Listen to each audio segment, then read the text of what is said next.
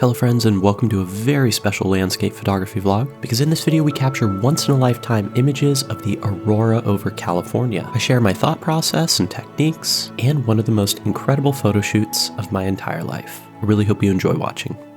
Well, hello everyone, and welcome to a strange setting for a vlog. I promise this isn't the whole video. We're gonna chase the northern lights in California. I've mapped out where the location faces north so that I can see the northern lights, because chances are from California we're not gonna get it overhead. If we do see anything, it's probably gonna be a faint glow right off the northern horizon. And I think if I can get that, it'll be a beautiful complement to the composition that I found, which is this sweeping shoreline that I've photographed before. Never photographed it with northern lights before, so just have to see. But you know what? We're looking pretty good today with the weather. I'm not seeing any clouds.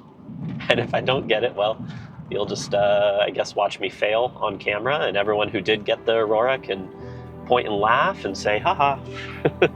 While driving out, I was really excited about the shoot and had a feeling it was going to be a very unique night, but I was completely unprepared for just how unbelievable this night would actually be. All right, so we have made it to the location. Still a little bit of light on the horizon. Not a bit of fog in sight. Check this out.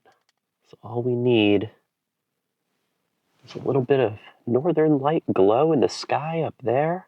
Well, let's get out there, set up, and see what we can see.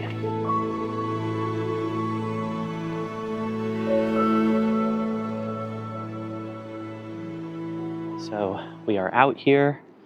It's almost dark enough to potentially shoot the northern lights. Not entirely sure if they'll show up or not, but let's go ahead and look through the viewfinder and I'll show you what I'm composing here. So look at that. I feel like I can see a little bit of green out there, right? But what I was thinking about doing is a nice long exposure here. There is still some light on the horizon though, so I think once that's gone, this should be a lot darker. We should see the stars start to appear. And I figured what would be nice about this spot is if the northern lights were right on the horizon, like right on the very tip of the horizon. This is pretty much like a clean, it's pretty much as clean of a horizon as you can get, just like a straight line. But I love the way the shoreline separates the land. This right now is at about 28 millimeters, but I could always zoom in too and try something a little tighter. We'll just have to see what happens, honestly. That's all we can do. I think the moon is going to set off on the horizon too, so that could be an interesting thing to focus on as well. Right now, if you're wondering what camera and lens I'm using the Sony A1 here, and then I also have the Tamron 28 to 200 millimeter, which has kind of been my go-to lens lately. I think I'm going to do like a nice, clean 20-second exposure, f4, ISO 1600. Let's see what we got here. Wow. That is crazy.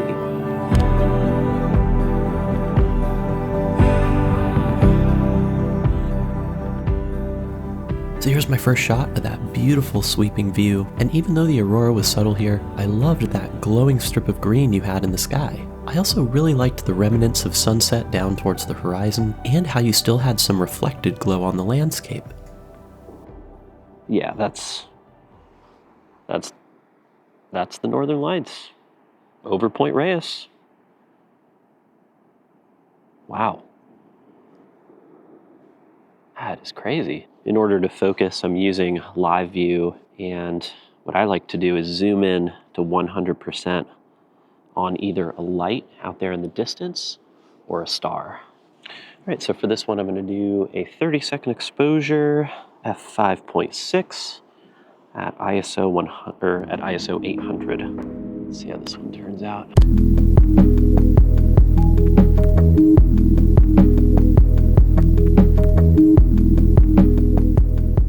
So here's another photograph that I took more as a reference than anything else, but you can really start to see the Aurora coming through here. The green on the horizon was getting more intense, and I started seeing this incredible red glow right around the moon. So I thought it would be fun to do this 4-image panorama, starting from left to right, and then stitching all the images in Photoshop.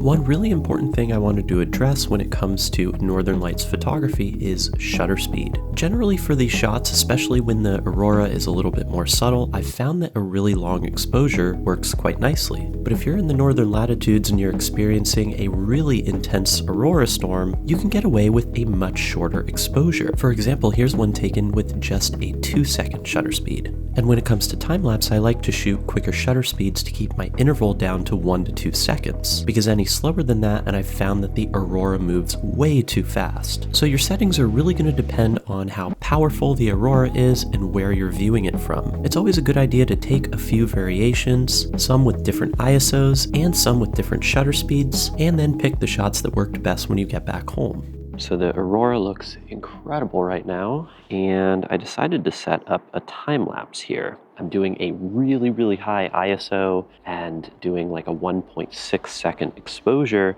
so that I can do a 2-second interval so that I can see some of the motion in the pillars and some of the changes in there.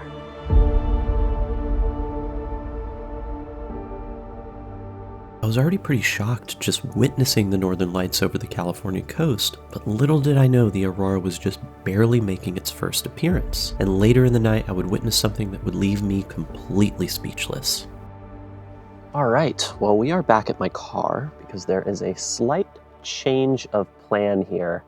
So I got a lot of really cool stuff at that viewpoint. I got a time lapse, I got some photographs. I noticed that some of the pillars in the sky were kind of fading. And I realized I kind of did everything I could do over there. So I decided to drive to another position, and we're going to do a very short hike to, another vantage point to see if we can get more beautiful northern lights. Yeah, I'm going to pack my stuff, and we'll see how this other view looks. Nothing like a peaceful coastal night hike. It's all misty. Got the tall grass, which probably is infested with ticks. I can hear actually the elephant seals as well out in the distance. I can hear them howling, which is pretty cool. A little spooky though, not gonna lie. At the end of this hike, I noticed that the moon was setting really fast over the horizon, so I rushed to set up my composition, and here's what I shot.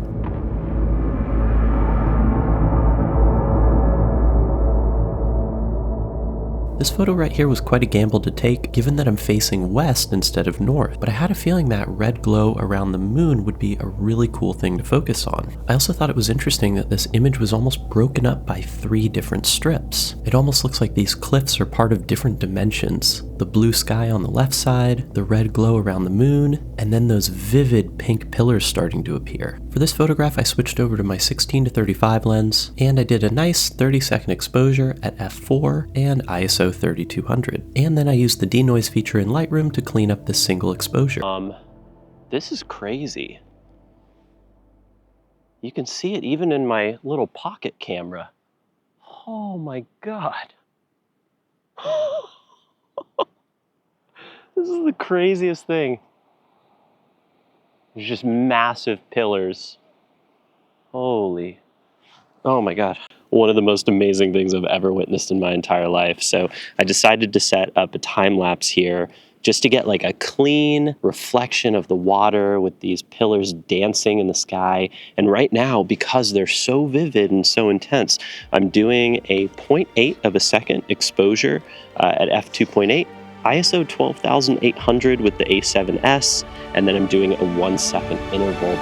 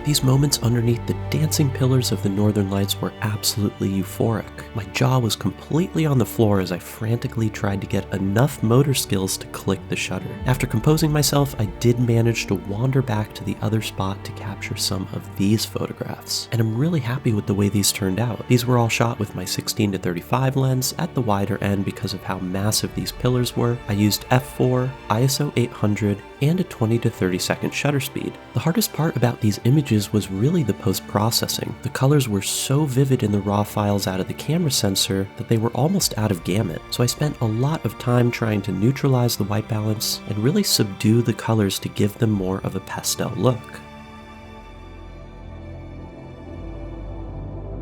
The next evening, it was predicted that more aurora could show up in California, so I decided to pack my bags and head back out. Well, everyone, it is day number 2 of chasing this crazy aurora storm that we have here in the world.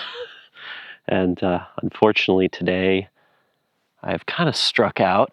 So I drove about 2.5 hours to a new spot with these beautiful oak trees that I thought would be perfect to kind of silhouette with the aurora, but unfortunately, yeah, I'm just not seeing anything out here, which it happens. It was a gamble coming out here, and yeah, so now I have to make that call of, do I have the energy to try and go somewhere else, or am I gonna call it and go home? So that's what I'm debating right now. Probably take 5 minutes, have a snack, and then kind of decide what the rest of this night looks like. So unfortunately, I was not able to witness the aurora on this evening, but I tried to make the most out of the situation by capturing the moon set right next to that oak tree. And here's what I shot. So this image was shot at about 400 millimeters, and even though it's not my best composition in the world, it was a really beautiful moment to witness. And that's the reality of being a landscape photographer. Sometimes you plan a shoot and things go exactly as planned, like in my previous evening, and then you have other times like this, where if you want to enjoy yourself, you're going to have to improvise. But the more you get out there and take pictures, the more possibilities you give yourself to see interesting events like this. So anytime you do have the chance to go, don't miss that opportunity. Just go for it. With that, I really hope you enjoyed this video. If you did enjoy it, please give it a thumbs up and consider subscribing to the channel for more. And yeah, I'll catch you in the next one.